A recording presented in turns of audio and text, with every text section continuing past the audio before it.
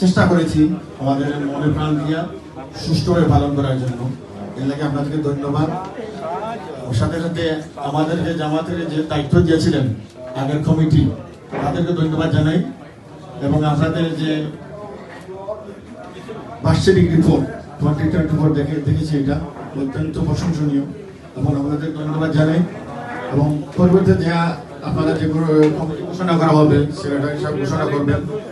আমি আশা রাখি আপনারা এর অ্যাচিভমেন্ট একটা নিয়ে আসবেন আগামী 2 বছরের জন্য। আপনারা কি কি করবেন একটা পরিকল্পনা করবেন, আপনাদের দায়বদ্ধতা কি করবেন এগুলা লিস্ট করলে আগামীতে আপনাদের প্রোগ্রাম করার জন্য সহজ হবে।